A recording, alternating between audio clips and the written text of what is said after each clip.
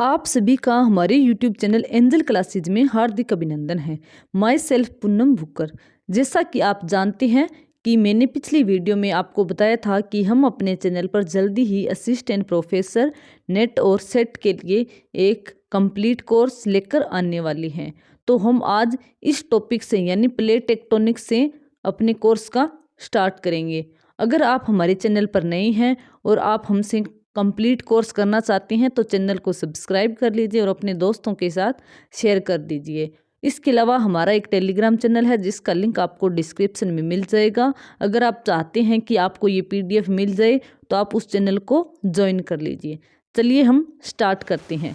इसके अलावा एक बात मैं आपको बता देती हूँ कि अगर आप चाहते हैं कि हम आपको कोई और यूनिट पहले करवाएं तो आप हमें बता सकते हैं कमेंट करके या फिर टेलीग्राम पर मैसेज करके।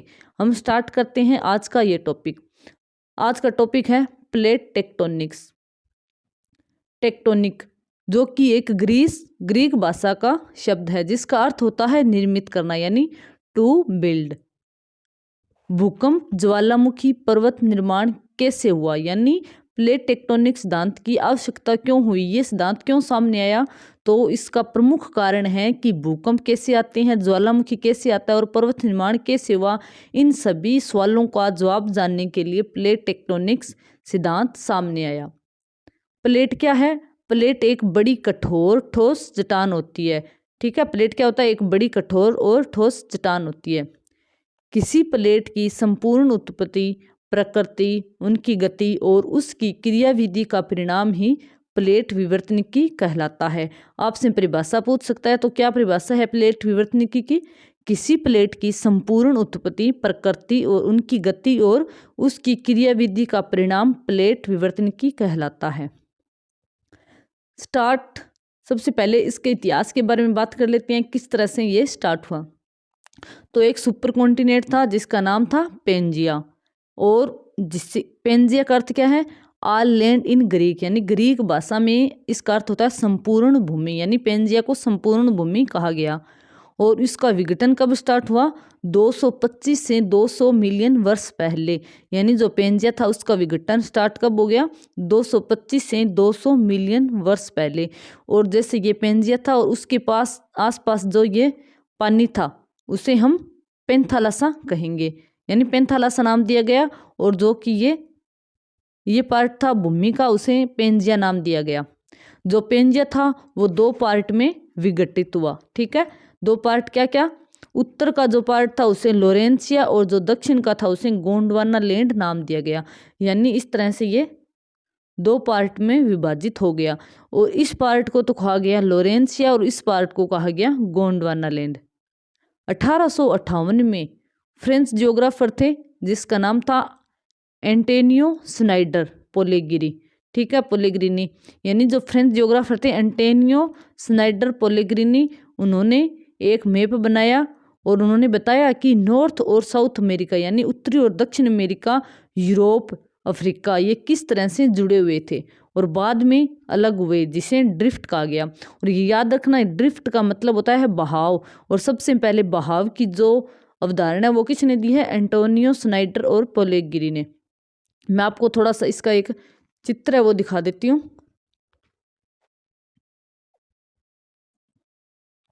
आप ये देख सकते हो, ये यहाँ पर ये अफ्रीका आ गया, यह है दक्षिण अमेरिका आ गया, और ये एशिया आ गया। ये इस तरह से सारे जुड़े हुए थे।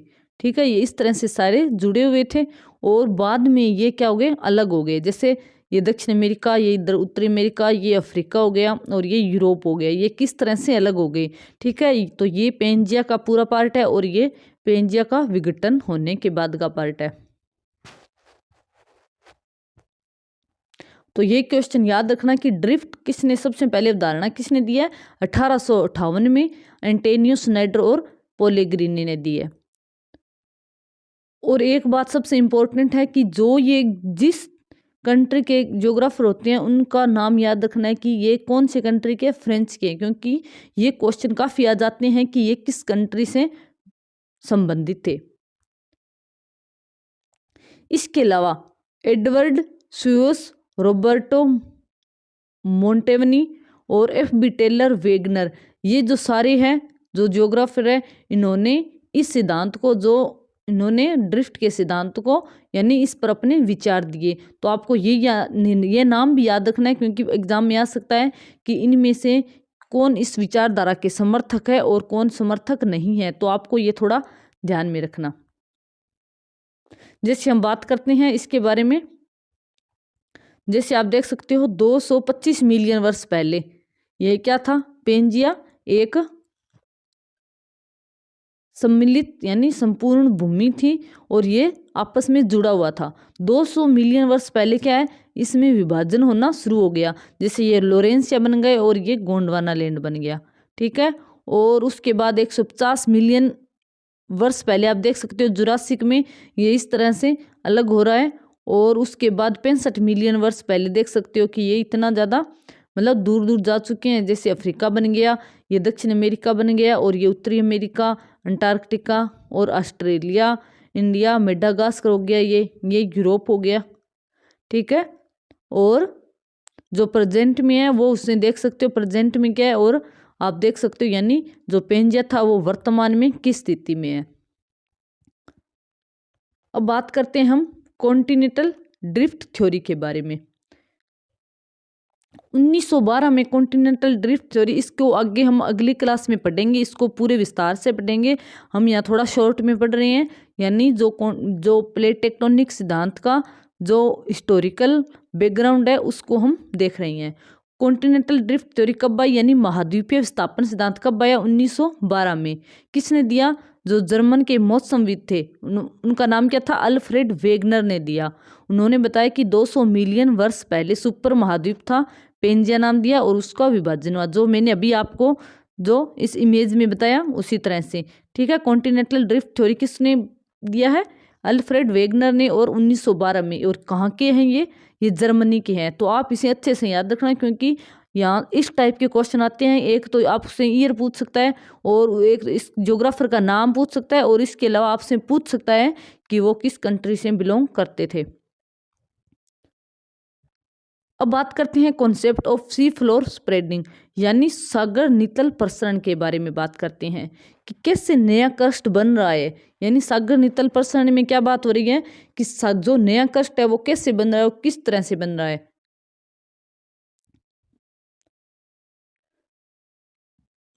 इसे ये जो कॉन्सेप्ट है वो किसने दिया, हेरी हेस ने दिया, और इसके अलावा रॉबर्ट डाइटज ने दिया, ठीक है। ये नाम याद रखना, सबसे मेनली नाम किसका आता है, हेरी हेस का आता है।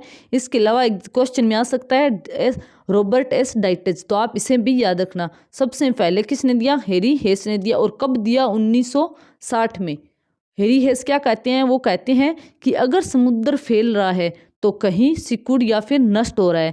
यानी ऐसा नहीं है कि जैसे मतलब समुद्र फैल रहा है, आपको पता ही होगा कि जो अटलांटिक महासागर है जो इस तरह से इस आकार में है, अटलांटिक महासागर है, इसमें मध्य अटलांटिक कटक है, जो कि जहाँ से ज्वालामुखी विस्फोट होता रहता है और वहाँ से क्या है, फैल रहा है, लावा बाहर निकलता रहता है। तो यानी यहाँ से क्या है, फैल रहा है। ऐसा तो नहीं है कि ये फैलता जा रहा है फैलता जा रहा है, यानी पृथ्वी तो बड़ी नहीं हो रही है ना, पृथ्वी की भूमि इस तरह से बड़ी हो रही है। तो यानी कहीं अगर ये फैल रहा है यहाँ से, तो यानी कहीं तो ये नष्ट हो रहा होगा या फिर सिकुड़ रहा होगा। तो हेरी हेस के अनुसार, यानी हेरी हेस क्या कहते हैं कि अटलांटिक महासागर क्या है, फैल रहा है, जबकि प्रशांत महासागर सिकुड़ रहा है। तो आप ये याद रखना, क्योंकि ये क्वेश्चन में आता है कि कौन सा महासागर फैल रहा है और कौन सा महासागर सिकुड़ रहा है। लेकिन क्या है कि लगभग सभी को लगता है कि प्रशांत महासागर बड़ा है तो ये फैल रहा है, तो ये गलत है। तो आप याद रखना कि अटलांटिक महासागर फैल रहा है और प्रशांत महासागर क्या है, वो सिकुड़ रहा है। सागर नितल प्रसरण, क्यों पृथ्वी बड़ी नहीं हो रही है, यानी सागर नितल प्रसरण सिद्धांत है, यानी जो हेरी हेस का है, उन्होंने ये बताया कि जो पृथ्वी है वो बड़ी क्यों नहीं हो रही है। तो इसका कारण क्या है, इसका कारण यही है कि अगर समुद्र फैल रहा है तो कहीं यह नष्ट भी हो रहा है। महासागर नितल में जमा जो निक्षेप है उनकी व्याख्या की, जो सागर नितल प्रसरण सिद्धांत है उसमें सागर नितल में जमा निक्षेपों की व्याख्या की गई है। और इसके अलावा जो महासागरीय चट्टानें होती है वो नई होती है और महाद्वीपीय जो चट्टानें होती हैं वो पुरानी होती है। इसके बारे में भी बताया गया है, क्योंकि जैसे जो कटक है वहाँ से ज्वाला लगातार लावा निकलता रहता है, यानी वहाँ पर लगातार इस तरह से जमाव होता रहता है। तो ये क्या है, जो चट्टानें नई बन जाती है। जो महाद्वीप होते हैं, महाद्वीप क्या है, जो महाद्वीप की चट्टानें होती है वो पुरानी होती जाती है। यानी जो ये कटक होते हैं उससे जितना दूर जाएंगे उसकी जो चट्टानों की आयु है वो बढ़ती जाएगी। यानी कटक से दूर जाने पर जो उनकी आयु है वो बढ़ती जाती है। ये आप याद रखना। जो कटक के आसपास के जो क्षेत्र होता है वो नवीन चट्टानें होती है। नया कष्ट कटक से दूर, ठीक है। मैंने अभी आपको बताया कि जो नया कष्ट होता है वो कटक से दूर, और पुराना कष्ट महासागरीय गर्त में सागरीय बेसिन पुनर्चक्रण। यानी मैं आपको बता देती हूँ कि क्या लिखा गया है कि जो पुराना कष्ट होता है, ठीक है, जो पुराना कष्ट होता है यानी जैसे कि ये महासागरीय गर्त है, और महासागरीय गर्त में क्या है, ये इस तरह से मेल्ट होता जाता है और इस तरह से ये सागरीय बेसिन पुनर्चक्रण बनता रहता है। ठीक है, आप इस चित्र में थोड़ा सा देखिए किस तरह से बात की गई है। जैसे यहाँ से लावा निकलता है, ठीक है, यहाँ से लावा निकलता है, आप देख सकते हो इस तरह से लावा निकल रहा है। ठीक है, तो सी फ्लोर स्प्रेडिंग की बात की गई है, यहाँ से लावा निकल रहा है। तो जो नया लावा निकल रहा है यानी जो नई चट्टान है वो देख सकते हो वो यहाँ पर नज़दीक में है, और इससे जहाँ जैसे जैसे हम इससे दूर जा रहे हैं वैसे वैसे क्या है, पुरानी चट्टान हो रही है। ठीक है, तो आप याद रखना जो नई कष्ट होती है वो कटक के नज़दीक, और बाकी जो पुरानी होती है वो महाद्वीपीय किनारों के पास पाई जाती है। अब बात करते हैं हम भूकंप के वितरण के बारे में। आपको समझ आ गया होगा कि मैंने क्या बताया यहाँ पर, सागर नितल प्रसरण के बारे में क्या बताया और उससे ऊपर कॉन्टिनेंटल ड्रिफ्ट थ्योरी के बारे में बताया है। तो ये याद रखना आप अच्छे से। अब बात करते हैं भूकंप का वितरण के बारे में। सिस्मोग्राफ की सहायता से भूकंप कुछ निश्चित क्षेत्रों तक सीमित है। यानी पहले हमें पता नहीं था, लेकिन जब से सिस्मोग्राफ की खोज हुई है उसके बाद से पता चला है कि भूकंप है वो कुछ निश्चित क्षेत्रों तक ही सीमित है। ऐसा नहीं है कि पूरी पृथ्वी पर कभी भी कोई भी भूकंप आ सकता है, ऐसा नहीं है। सिस्मोग्राफ से हमें पता चला है कि भूकंप है जो वो कुछ निश्चित क्षेत्रों तक ही सीमित है। यानी जो भूकंप है वो महासागरीय कटक में और गर्तों के पास ज़्यादा पाई जाती हैं। ठीक है, महासागरीय कटक और गर्तों के पास ज़्यादा पाई जाते हैं। भूकंप बेल्ट या फिर पेट्टी की बात करें तो 40 डिग्री से 60 डिग्री कोण पर और गहराई 100 किलोमीटर पर। ठीक है, यानी जो गहराई है भूकंप की वो कहाँ तक रहती है, 100 किलोमीटर तक रहती है। और इन्हें वदाती बिनी ऑफ जोन कहा जाता है।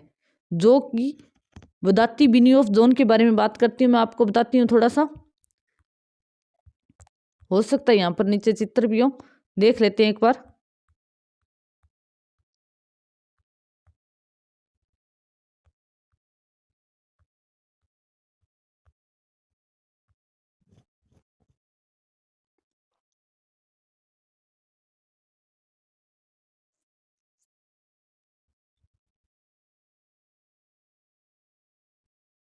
मैं आपको इसमें थोड़ा सा समझा देती हूँ। जो ये है, हमने बात की जो वदाती बिनी ऑफ जोन क्या है, यानी जैसे आप देख सकते हो यहाँ पर ये क्या है, ये प्लेट है जो अंदर जा रही है। ठीक है, जो ये प्लेट है वो क्या है, अंदर जा रही है, और ये प्लेट है ये ऊपर तैर रही है। और जो प्लेट अंदर जाती है उसका घनत्व हमेशा ज़्यादा होता है। यानी जिस प्लेट का घनत्व ज़्यादा होता है वो हमेशा मेंटल में जाती है, यानी वो ही प्लेट मेल्ट होती है। ठीक है, जो ये क्षेत्र होता है इसे हम क्या बोलते हैं, वदाती बिनी ऑफ जोन। ठीक है, तो याद रखना कि जब एक प्लेट दूसरी प्लेट के नीचे जाकर मेंटल में जाकर मेल्ट हो जाती है, और जो वो क्षेत्र होता है उसे हम वदाती बिनी ऑफ जोन बोलते हैं। और इसका ये नाम क्यों पड़ा है, इसके बारे में जापान के मैं आपको दिखा देती हूँ।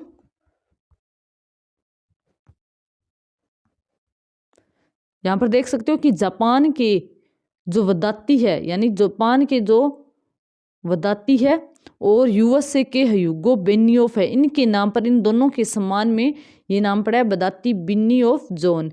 ठीक है, आप बता सकते हो कि वदाती बिनी ऑफ जोन क्या है, यानी जब एक प्लेट दूसरी प्लेट के नीचे जाकर मेल्ट हो जाती है मेंटल में तो उसे हम बदाती बिनियोफ जोन कहते हैं। अब बात करते हैं भूकंपीय पेटी के बारे में। मुख्यतः 3 पेटियां हैं। पहली है परिप्रशांत भूकंप पेटी। ठीक है, पहली कौन सी है? परिप्रशांत भूकंप पेटी। प्रशांत महासागर की सीमा कहाँ पर है? जो प्रशांत महासागर की सीमा है वहां पर पाई जाती है कौन सी? परिप्रशांत भूकंपीय पेटी। जैसे आप देख सकते हो यहाँ पर जो मैप है ये है प्रशांत महासागर, ये जो सीमा है इसके, यहां पर कौन सी पेटी पाई जाती है? परिप्रशांत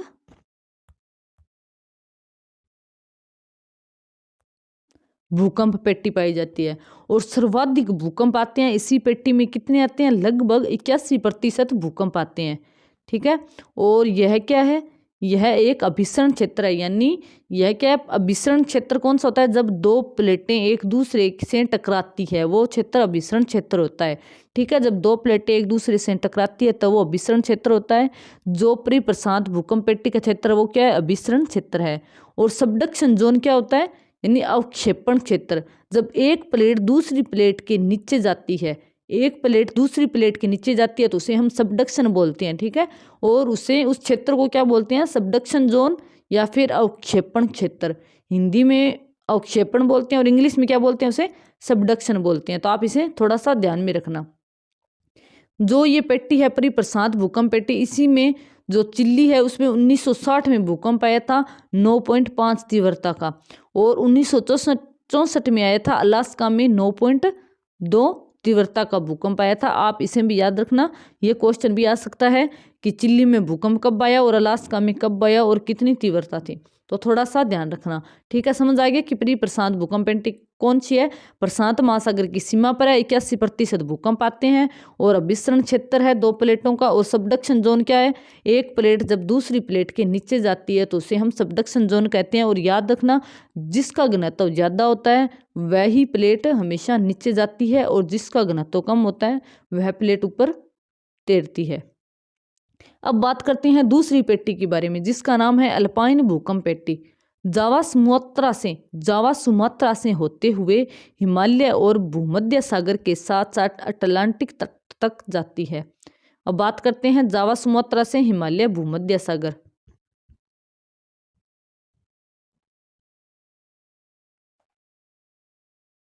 ठीक है, जैसे यहाँ से जाती है और हिमालय तक और भूमध्य सागर तक, इस तरह से ये जो पेटी है ये हमारी दूसरी पेटी है। ठीक है,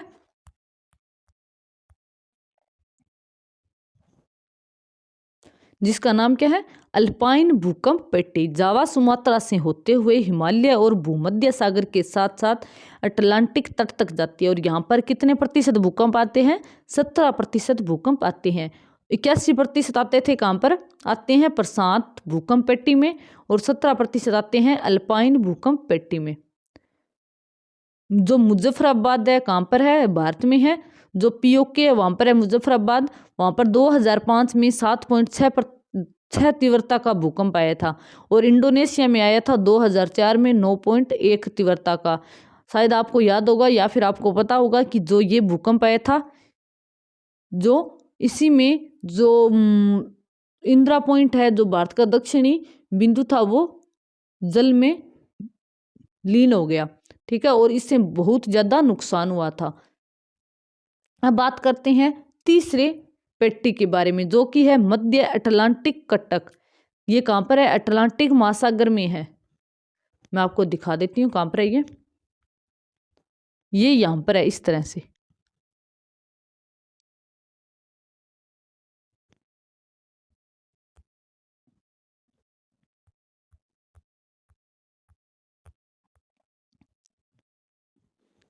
ठीक है, अटलांटिक महासागर में है। यह अपसरण क्षेत्र है। अपसरण क्षेत्र कौन सा होता है?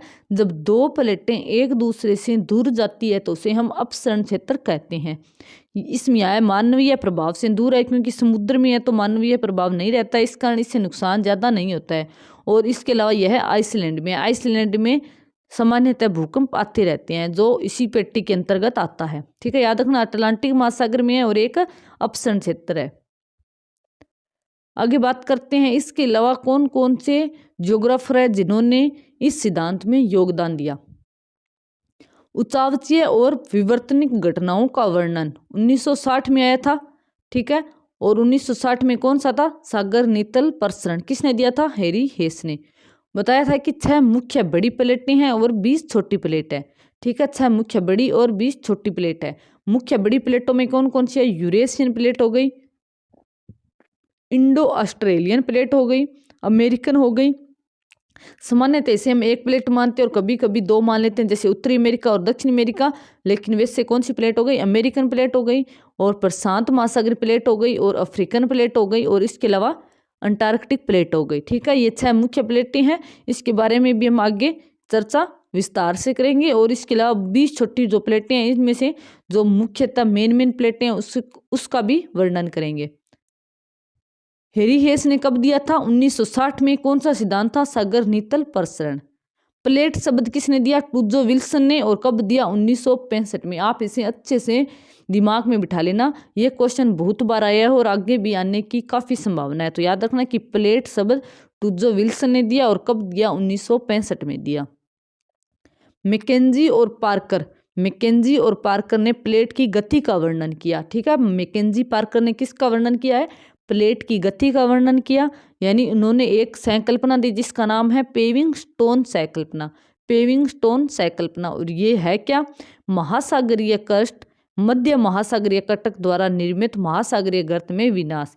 यानी जो महासागरीय कर्स्ट है वह मध्य महासागरीय कटक द्वारा निर्मित होता है। मैंने बताया था अंटार्कटिका में जो ये कटक है वहां पर निर्मित होता है और महासागरीय गर्त में इसका विनाश हो जाता है। इसे ही पेविंग स्टोन संकल्पना कहा गया है। यानी जो नया कष्ट बनता है वो कहाँ बनता है, कटक में बनता है, मुख्यतः महासागरीय कटक द्वारा निर्मित होता है। और जो इसका विनाश कहाँ होता है, महासागरीय गर्त में जो विनाश हो जाता है। इसके अलावा इसाक और साइकस ने 1967 में जो पेविंग स्टोन जो अवधारणा है उसे वैज्ञानिक रूप दिया था, ठीक है। इसाक और साइकस ने कब, 1967 में। तो आप थोड़ा सा याद रखना कि प्लेट शब्द टूजो विल्सन ने और हैरी हेस 1960 में सागर नीतल प्रसरण और मैकेंजी पार्कर ने प्लेट की गति का वर्णन किया। इसके अलावा इन्होंने पेविंग स्टोन संकल्पना दी। और इसाक साइकस ने भी 1967 में पेविंग स्टोन के बारे में बताया और उन्हें वैज्ञानिक अवधारणा प्रदान की। इसके अलावा जो मॉर्गन है, ठीक है, मॉर्गन और ली पाइजन, उन्होंने 1968 में कॉन्सेप्ट दिया सेकेंड टाइम, ठीक है। फर्स्ट टाइम किसने दिया, हैरी हेस ने। ज़्यादातर आता है कि जो प्लेट टेक्टोनिक सिद्धांत है वो किसने दिया है, हैरी हेस का आता है।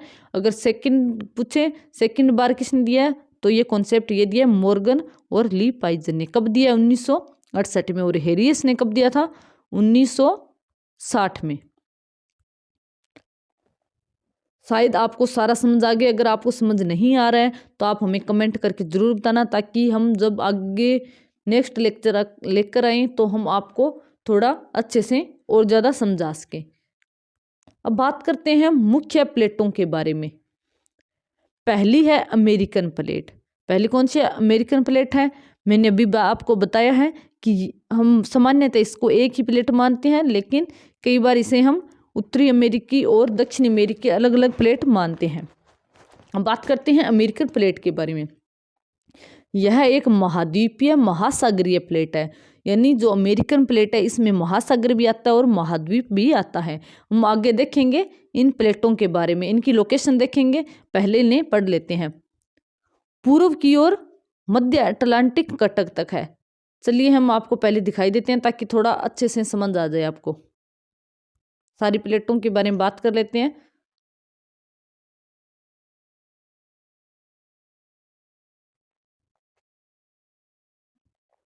यहाँ पर देख सकते हो ये है अमेरिकन प्लेट।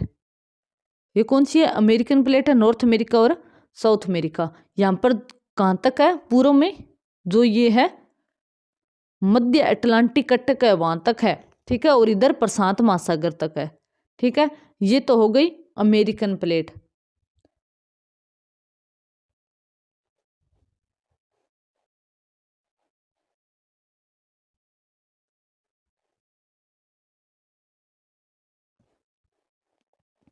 अब देख सकते हो कि महाद्वीपीय और महासागरीय प्लेट है। मैंने बताया था कि मध्य अटलांटिक कटक तक आती है तो वो महासागर हो गया, और जो अमेरिका है वो महाद्वीप हो गया।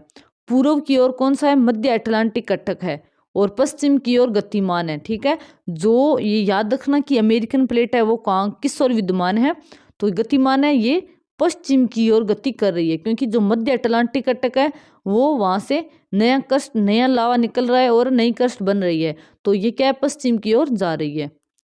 पूर्वी किनारों पर कोई विवर्तन की हलचल नहीं होती। पूर्वी किनारों पर कोई विवर्तन की हलचल नहीं होती और पश्चिम की ओर होती है। पश्चिमी प्रशांत महासागरीय प्लेट से मिलती है। पश्चिम में कौन किससे मिलती है? प्रशांत महासागरीय प्लेट से मिलती है। अब बात करते हैं हम प्रशांत प्लेट के बारे में। पैसिफिक प्लेट पूर्वी प्रशांत कटक से पश्चिम की ओर पूरे प्रशांत महासागर पर फैली है।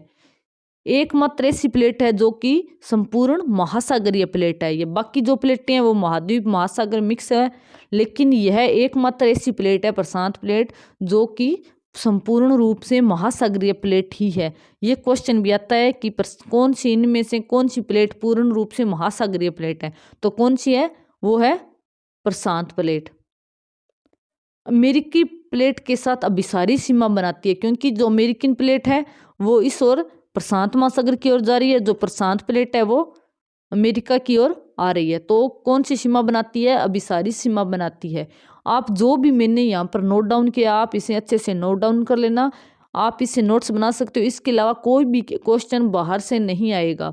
ठीक है, ये नोट्स मैंने जब JRF के लिए तैयारी कर रही थी उस टाइम मैंने पढ़े थे, तो आप ये मत सोचना कि मैं आपको कम करवा रही हूँ या फिर ज़्यादा करवा रही हूँ। ठीक है, ये आपके लिए बिल्कुल सही है और आप इसे अच्छे से पढ़ लेना। और अगर आपको PDF चाहिए तो आप ज़रूर टेलीग्राम चैनल को ज्वाइन कर लेना और वहाँ पर मुझे मैसेज करना। अब बात करते हैं अमेरिकन प्लेट के साथ अभिसारी सीमा बना रही है और प्रशांत प्लेट नीचे धंस रही है। क्यों धंस रही है? क्योंकि जो प्रशांत प्लेट है वो एक महासागरीय प्लेट है और जो अमेरिकन प्लेट है वो कौन सी है? महाद्वीपीय प्लेट है। और आपको पता होगा कि जिसका घनत्व ज़्यादा होता है वो प्लेट हमेशा नीचे धंसती है। तो मेरे यहाँ पर प्रशांत प्लेट का घनत्व ज़्यादा है, इसलिए प्रशांत प्लेट नीचे धंस रही है और अमेरिकन प्लेट ऊपर तैर रही है। साउथ में इंडो ऑस्ट्रेलियन प्लेट है। ठीक है, प्रशांत प्लेट के साउथ में आपको मैं दिखा देती हूँ।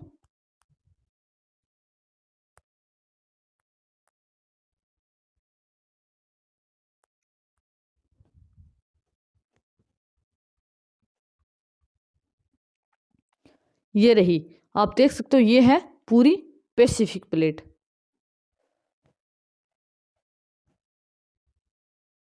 ठीक है, ये पूरी कौन सी प्लेट है?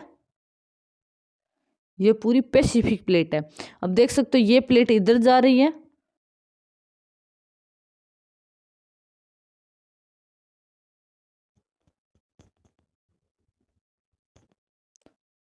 ठीक है, ये जो प्रशांत प्लेट है वो इधर जा रही है और जो अमेरिकन प्लेट है वो इस ओर आ रही है। ठीक है, इस तरह से।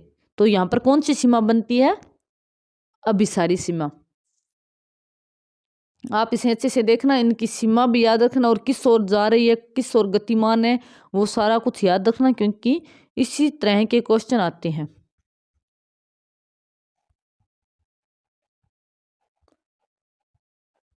प्रशांत प्लेट हो गई। अब बात करते हैं अफ्रीकन प्लेट के बारे में। पूर्व में इसके कौन सी है? भारतीय प्लेट है और दक्षिण में है अंटार्कटिक प्लेट है। चलो मैं आपको दिखाती हूँ अफ्रीकी प्लेट।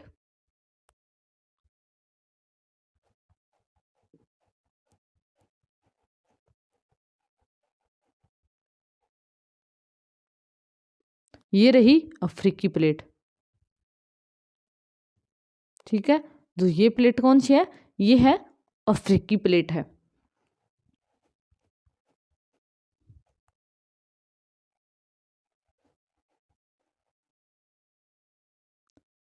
पूर्व में है भारतीय प्लेट और दक्षिण में है अंटार्कटिक प्लेट। पश्चिम में है मध्य अटलांटिक कटक और उत्तर में कौन सी है? यूरेशियन प्लेट है। आप याद रखना जो सभी प्लेटें हैं उनके उत्तर दक्षिण में कौन सी प्लेट है, कौन सी सीमा लगती है, वो सारा कुछ अच्छे से याद रखना। ठीक है, तो अफ्रीका प्लेट के पूर्व में भारतीय है, दक्षिण में अंटार्कटिका और पश्चिम में है मध्य अटलांटिक और उत्तर भी है यूरेशियन। वैसे भी इसी तरह से महाद्वीप है, क्योंकि जो अफ्रीका महाद्वीप है इसके पूर्व में यहाँ पर कौन सा क्या लगता है, भारत लगता है, और दक्षिण में यहाँ पर अंटार्कटिका है, और पश्चिम में यहाँ पर मध्य अटलांटिक जो अटलांटिक महासागर लगता है, और उत्तर में कौन सा लगता है, यूरेशिया लगता है। तो ठीक है, आप इससे भी याद रख सकते हो। ये क्या है, यह महाद्वीपीय और महासागरीय प्लेट है, यह महाद्वीपीय और महासागरीय प्लेट है। अब बात करते हैं हम यूरेशियन प्लेट के बारे में। जो यूरेशियन प्लेट है वो अधिकांश महाद्वीपीय परपट्टी से बनी है। ठीक है, जो यूरेशियन प्लेट है वो किससे बनी है, महाद्वीपीय परपट्टी से बनी है। पूर्व में क्या है, द्वीपीय चाप है, पूर्व में ये द्वीपीय जो चाप है अल्यूशियन वगैरह है वहां तक फैली है, और दक्षिण में आल्पस हिमालय तक, दक्षिण में आल्पस हिमालय तक, और पश्चिम में मध्य अटलांटिक तक। ठीक है, तो याद रखना। यूरेशियन प्लेट को देख लेते हैं, ये कौन सी है, ये और यहाँ पर ये यूरेशियन प्लेट है। ठीक है, आप देख सकते हो यहाँ पर दक्षिण में क्या है, हिमालय है, और इधर कौन सी है, जो ये कटक है, मध्य अटलांटिक कटक आ गया, और इधर आ गया पैसिफिक प्लेट यानी प्रशांत महासागरीय प्लेट। ठीक है, तो याद रखना यूरेशियन अधिकांश महाद्वीपीय परपट्टी से निर्मित है। पूर्व में द्वीपीय चाप बता दिया, और दक्षिण में आल्पस हिमालय बता दिया, और पश्चिम में क्या है, मध्य अटलांटिक कटक। अब बात करते हैं भारतीय ऑस्ट्रेलियन प्लेट। इसको सामान्यतः कई बार सीधी भारतीय प्लेट बोल देते हैं, और कई बार इसे भारतीय ऑस्ट्रेलियन प्लेट बोलते हैं, यानी इंडो ऑस्ट्रेलियन प्लेट। जो भारतीय ऑस्ट्रेलियन प्लेट है वो कहाँ फैली है, भारतीय उपमहाद्वीप में और ऑस्ट्रेलिया में। अब बात करते हैं अंटार्कटिका प्लेट। यह चारों ओर महासागरीय प्लेट है, यानी यह महासागरों से घिरी है, जो अंटार्कटिका प्लेट है। अब छोटी प्लेटों की बात कर लेते हैं। आपको जो छोटी प्लेट है उनकी एक तो लोकेशन याद रखनी है, और हो सकता है तो वो किस ओर गतिमान है वो याद रखना है। ठीक है, मेनली तो आपको इसकी लोकेशन याद रखनी है। सबसे पहले हम बात करते हैं कोकोस के बारे में। कहाँ पर है, प्रशांत मध्य अमेरिका और प्रशांत प्लेट के बीच में, मध्य अमेरिका और प्रशांत प्लेट। सबसे पहले देखते हैं कोकोस प्लेट।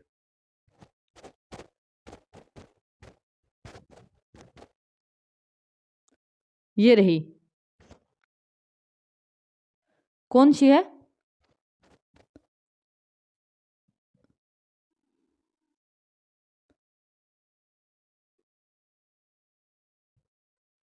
ये है कोकोस प्लेट। ठीक है, ये अब प्रशांत महासागर हो गया, और ये मध्य अमेरिका हो गया। कोकोस प्लेट देख ली। अब अगली प्लेट देखते हैं।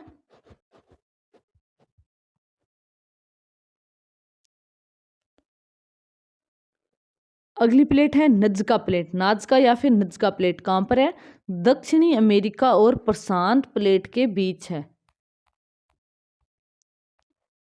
ये आपने देखा कोकोस प्लेट, और ये कौन सी है, नज्का प्लेट। ठीक है, ये दक्षिण अमेरिका और प्रशांत महासागर के बीच में है, और जो कोकोस प्लेट है वह है मध्य अमेरिका और प्रशांत महासागर के बीच में है। ठीक है, नज्का प्लेट हो गई। अब देखते हैं अरेबियन प्लेट के बारे में बात करते हैं। यह उत्तर की ओर गतिमान है, और ये कहाँ है, सऊदी अरब में। फिलीपाइन प्लेट की बात करते हैं। यह है प्रशांत और एशियाई प्लेट के बीच में है, प्रशांत और, चलो अरेबियन और फिलीपाइन प्लेट देखते हैं। ये देख सकते हो, ये है फिलीपीन प्लेट, और जो ये सऊदी अरब वाली ये कौन सी है, अरेबियन प्लेट। अरेबियन देख ली और फिलीपाइन देख ली। तुर्की, जो तुर्की है वहां पर है तुर्किश प्लेट। कैरिबियन प्लेट कहाँ पर है, नॉर्थ अमेरिका और साउथ अमेरिका के बीच, यानी उत्तरी अमेरिका और दक्षिण अमेरिका के बीच कैरिबियन प्लेट है। एजियन प्लेट, जो भूमध्य सागरीय क्षेत्र है उसे हम एजियन प्लेट के नाम से जानते हैं। जुआन डी फुका, यह कहाँ पर है, उत्तरी अमेरिका और प्रशांत महासागर के बीच है। और ईरानी प्लेट कहाँ, ईरानी जहाँ ईरान है वहाँ, वो कौन सी है, ईरानी प्लेट। कैरोलाइन प्लेट, जो फिलीपींस प्लेट थी अभी हमने देखी, और भारतीय प्लेट के बीच है, फिलीपाइन, जो कैरोलाइन प्लेट है कहाँ है, फिलीपाइन और भारतीय प्लेट के बीच है, यह न्यू गिनी के उत्तर में है। फ्यूजी प्लेट कहाँ है, यह है ऑस्ट्रेलिया के उत्तर पूर्व में। अब थोड़ा सा देख लेते हैं, इसके अलावा पहले देख लेते हैं स्कोटिया प्लेट, यह दक्षिण अमेरिका के दक्षिण में है और पूर्व की ओर प्रवाहित है, तेज गति। यानी जो स्कोटिया प्लेट है वह सभी प्लेटों में सबसे ज्यादा गति से गतिमान है। और इसके अलावा एक है सोमालिया प्लेट, जो कि अफ्रीका के उत्तर पूर्व में। थोड़ा सी देख लेते हैं हम, ये रह गई, ये आ गई जुआन डी फुका प्लेट आ गई, ये फिलीपाइन प्लेट आ गई, और ये नज्का बता दी मैंने, कोकोस बता दी।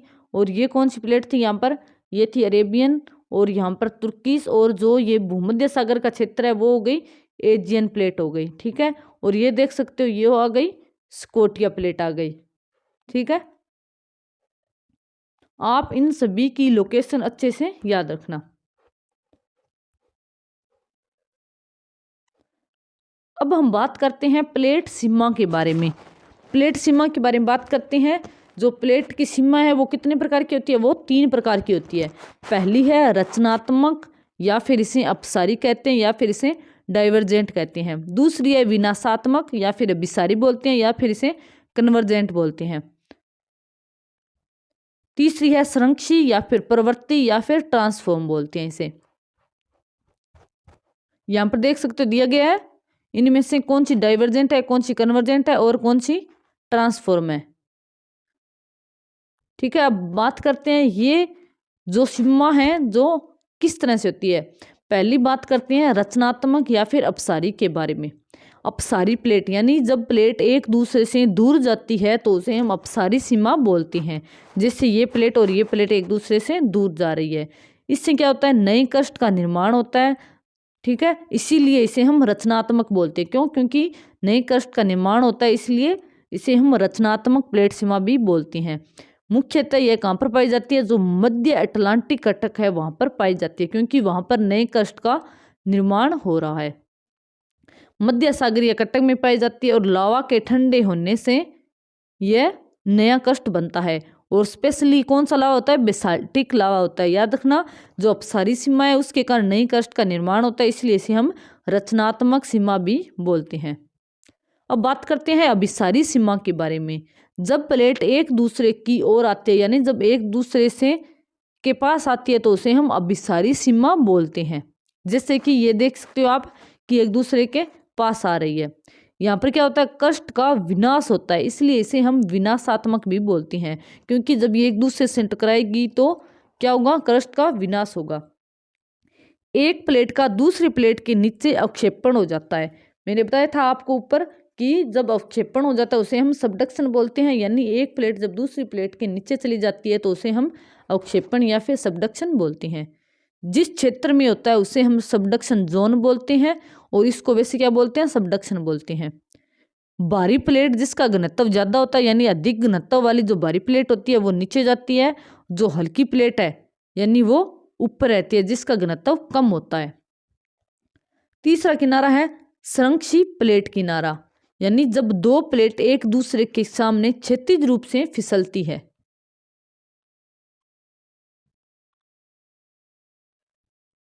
यहां पर देख सकते हो, पहली आगे डाइवर्जेंट यानी अपसारी, यानी एक दूसरे से ये रही, ये दूर जा रही है, एक दूसरे से दूर जा रही है। जैसे एक प्लेट इस तरह से ये दूर जा रही है, ये दूर जा रही है, और यहाँ से क्या है, लावा निकल रहा है, तो यहाँ पर नया निर्माण होगा क्रस्ट का। और यहाँ पर देख सकते हो कन्वर्जेंट में यह एक प्लेट इसके आमने सामने जा रही है, और ये जो प्लेट 1 है वो क्या है, मेंटल में जाकर मेल्ट हो रही है। ठीक है, और यहाँ पर नए क्रस्ट का निर्माण होगा, और इसलिए इसे हम रचनात्मक बोलते हैं। और यहाँ पर भी निर्माण होगा, लेकिन किसका होगा, पर्वतों का निर्माण होगा। जो वलित पर्वत है उनका निर्माण होगा, आगे बात करेंगे। और जो ट्रांसफॉर्म बताई है वो देख सकते हो कि इस तरह से ये एक दूसरे के क्षैतिज आमने सामने आ रही है। इससे न तो किसी क्रस्ट का विनाश होता है, न ही नए क्रस्ट का निर्माण होता है।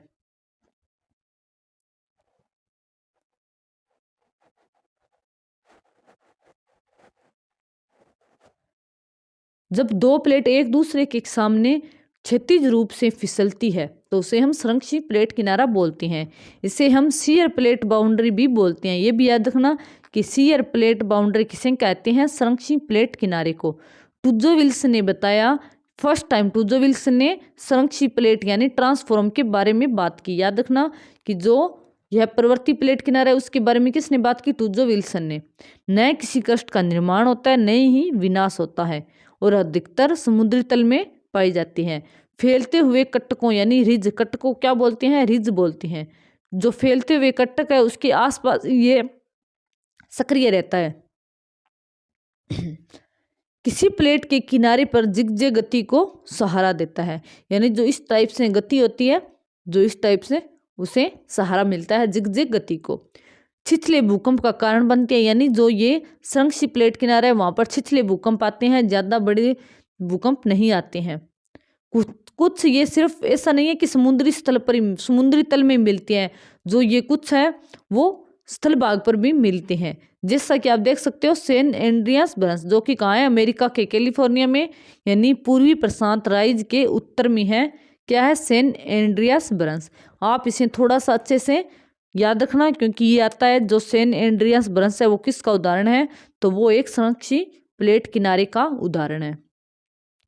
प्लेट विवर्तन की सिद्धांत की क्रियाविधि, इससे पर्वतों का निर्माण होता है, यानी दो प्लेटों का विसरण होता है जिससे विनाशकारी प्लेट सीमा से संबंधित, यानी जैसे कि एक प्लेट इस तरह से अंदर जा रही है और दूसरी प्लेट इस तरह से इसमें टकरा रही है, तो यहाँ क्या होगा, जो यहाँ पर वलित पर्वतों का निर्माण होगा। यानी पर्वतों का निर्माण होता है जब दो प्लेटों का विसरण होता है और विनाशकारी प्लेट सीमा से यह पर्वत जो निर्माण है वो संबंधित है। इससे मैंने आपको बताया था ऊपर की बेनियोफ जोन बोलते हैं, जहाँ पर यह विनाश होता है, मेल्ट होता है, वहाँ उसे क्या बोलते हैं, बेनियोफ जोन बोलते हैं। यानी दो प्लेटों का अभिसरण तीन प्रकार से होता है। पहला है जब दो महासागरीय प्लेटों का अभिसरण हो, यानी अधिक घनत्व वाली प्लेट क्या होगी, कम घनत्व की प्लेट के नीचे चली जाएगी और उससे बनेगा वलित पर्वतों की श्रृंखला बनेगी और महाद्वीपीय चाप और तोरण बनेंगे, यानी आर्क और फास्टून्स बनेंगे। ठीक है, जैसे कि जापान द्वीप समूह हो गया, फिलीपींस द्वीप समूह हो गया और क्यूराइल द्वीप समूह हो गया। किसका उदाहरण है ये दो महासागरीय प्लेटों के अभिसरण का उदाहरण है। उसके बाद बात करते हैं जब महाद्वीपीय और महासागरीय प्लेट का अभिसरण होता है, इससे कार्डिलेरा प्रकार के पर्वत बनते हैं, जैसे कि रॉकी पर्वत जो कि है उत्तरी अमेरिका में। तनावमूलक बल से संकुचन होता है और वलित पर्वतों का निर्माण होता है, और एग्जाम्पल में रॉकीज हो गया और एंडीज हो गया। दो महाद्वीपीय प्लेटों का अभिसरण होता है, ठीक है, क्यों, संकुचन बल के कारण। और वलित पर्वतों का निर्माण होता है जब दो महाद्वीपीय प्लेटों का अभिसरण होता है, तो किसका निर्माण होता है, वलित पर्वतों का निर्माण होता है। और दो प्लेटों के बीच भूसन्नति का निर्माण होता है और निक्षेपों का पुनः वलन होता है। जैसे कि आपको पता ही होगा कि जब जो इंडियन प्लेट है और जो यूरेशियन प्लेट है इनके बीच 33 भूसन्नति थी, जब इन दोनों का अभिसरण हुआ तो यहाँ पर जो हिमालय पर्वत श्रृंखला का निर्माण हुआ, जो कि एक वलित पर्वत श्रृंखला है। वलित पर्वत जैसे कि आल्प्स हो गए और हिमालय हो गया। हिमालय क्या है, मैंने अभी आपको बताया कि 33 भूसन्नति से बना है और भारतीय प्लेट और एशियन प्लेट के टकराव के नीचे अवक्षेपित, यानी जो भारतीय प्लेट है वह एशियन प्लेट के नीचे अवक्षेपित हो रही है। क्यों, क्योंकि भारतीय प्लेट का घनत्व ज्यादा है। और हिमालय का ऊपर उठना इसका उदाहरण है, क्योंकि हिमालय अभी भी ऊपर उठ रहा है क्योंकि भारतीय प्लेट एशियन प्लेट के नीचे धंस रही है। अब बात करते हैं हम हॉट स्पॉट के बारे में, यानी तप्त स्थल के बारे में। 1963 में टूजो विल्सन ने ये अवधारणा दी थी हॉट स्पॉट की। तो याद रखना ये भी आता है कि जो हॉट स्पॉट की अवधारणा है वो किसने दी, तो किसने दी, टूजो विल्सन ने दी। प्लेट के नीचे तप्त क्षेत्र होते हैं और जो प्लेट के नीचे तप्त क्षेत्र वो क्या होते हैं, ऊर्जा का स्रोत होते हैं। इसी कारण से जैसे कि यहाँ पर देख सकते हो ये है हॉटस्पॉट, ठीक है, ये इस तरह से हॉटस्पॉट से लावा निकलता रहता है, ठीक है, ऊर्जा का स्रोत होता है और थर्मल प्लूम्स बनते हैं। विल्सन ने बताया कि जो हवाई द्वीप और एम्परर्स समुद्री पर्वत श्रृंखला है वो क्या है, क्यों बना है, क्योंकि प्रशांत प्लेट के नीचे कोई हॉट स्पॉट है, उसका परिणाम है जो कि हवाई द्वीप और एम्परर्स पर्वत समुद्री पर्वत श्रृंखला है। और ये काफी बार आता है कि हवाई द्वीप किसका उदाहरण है, अभिसारी सीमा का, अपसारिका, संरक्षिका। तो याद रखना यह किसी भी सीमा का उदाहरण नहीं है, यह एक हॉटस्पॉट है। और आज का लेक्चर यहीं पर पूरा होता है। शायद उम्मीद है कि आपको अच्छे से समझ आ गया होगा। अगर आपको समझ नहीं आया तो आप हमें कमेंट करके बता सकते हैं ताकि हम आने वाले लेक्चर में थोड़ा सुधार कर सकें। आज के लिए बस इतना ही। अगर आपको हमारे द्वारा करवाया गया लेक्चर अच्छा लगा हो तो चैनल को सब्सक्राइब करें, लाइक करें और शेयर करें। जल्दी ही हम आपके लिए नया लेक्चर लेकर आएंगे जिसका नाम होगा महाद्वीपीय विस्थापन सिद्धांत। इसके अलावा अगर आप चाहते हैं हम कोई और यूनिट पहले करवाएं तो आप हमें कमेंट करके बता सकते हो। और अगर आपको ये PDF चाहिए तो आप जो टेलीग्राम चैनल का लिंक जो डिस्क्रिप्शन में है उसे ज्वाइन कर लीजिए और वहाँ से आप ये PDF है वो डाउनलोड कर सकते हो। धन्यवाद।